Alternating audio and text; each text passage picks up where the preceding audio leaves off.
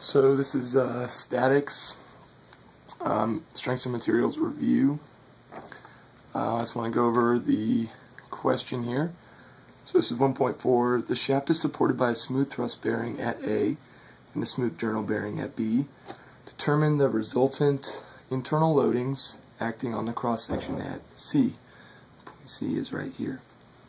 So in order to solve this problem, first let's begin by drawing a free body diagram.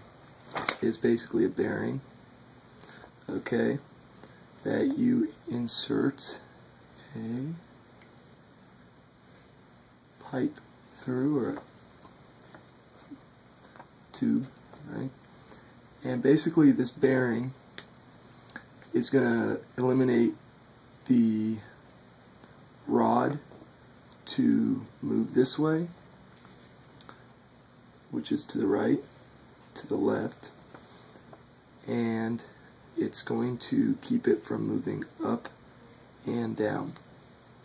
Okay, so this is that's a smooth thrust bearing. Okay, and once again, it's going to have opposing forces to the rod, to the right, left, up and down. A smooth journal bearing is a bearing that, similar to the smooth thrust bearing, but imagine the rod going through, and this is the bearing, okay, this is the cross section where the rod is being put through the bearing, alright, and the smooth journal bearing is going to allow the rod to move to the right, to the left, but it will not allow the rod to move up or down. Going back to the smooth thrust bearing here, we also need to remember that it's opposing a moment. So I'll draw it on the picture here. So this is resisting moment. Call it M resisting. Okay, so this is in addition to the force X, and then we'll call this force Y. Okay, so there is no force X on the, this would be this smooth journal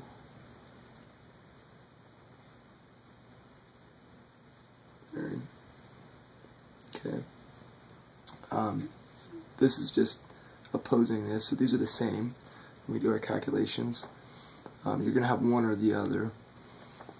We're going to have a force Y resisting. Remember, the force in the Y direction is resisting, is the bearing resisting the rod motion in the Y direction. So we call that Fy. And we're also going to have a moment here. I'll once again draw it there. Call it moment resisting. Okay. So this is the first step, is really just analyzing the forces that we have in our bearings. This is going to be necessary while we're going to draw our free body diagram, which is what we're going to do next. So, get my handy dandy straight edge here. Okay, so we'll call this bearing 1, bearing 2, and it's going to look something like this.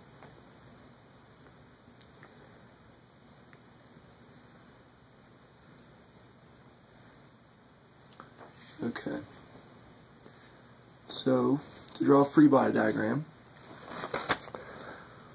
we need to say that there is a force in the Y direction, a force in the Y direction, okay, and we'll call this point B, we'll call it FB, and we'll call this FA.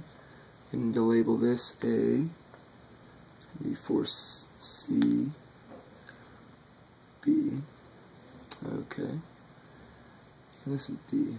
So at point D, I don't know if you can see that, I'm trying to cover up some other junk that I've been doing. We have a force going down here, and that force is 900 newtons. Okay. we have 1 meter.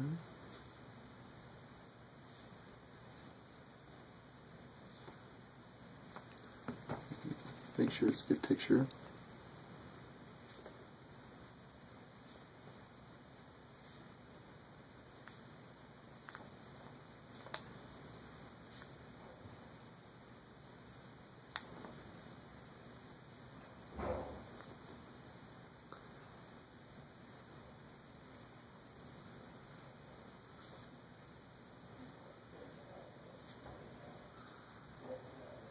Okay. I'm going to draw a force Fx here, but we know that Fx is going to be 0 because there aren't any other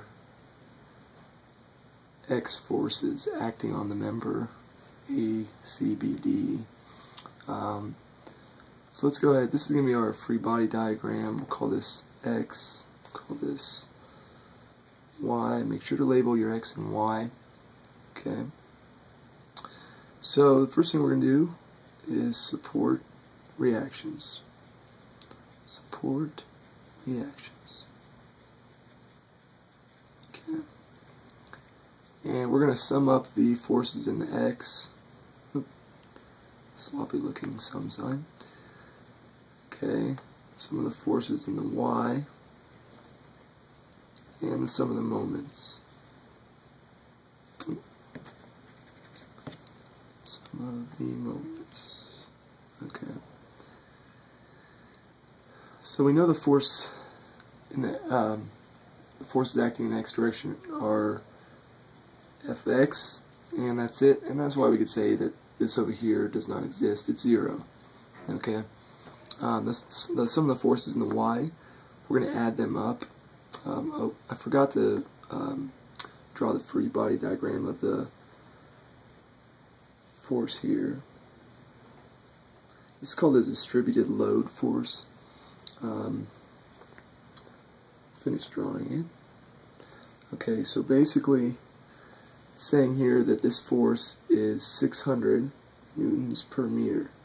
So you multiply this times the total area underneath the, well, you multiply this times the length that the force is acting on, and that'll give you the area of the force, which is equal to the force total over the distance. Okay, so let's see here. So let's do this right now. So we're gonna say 600 Newton meters times, and this force is acting over 2 meters.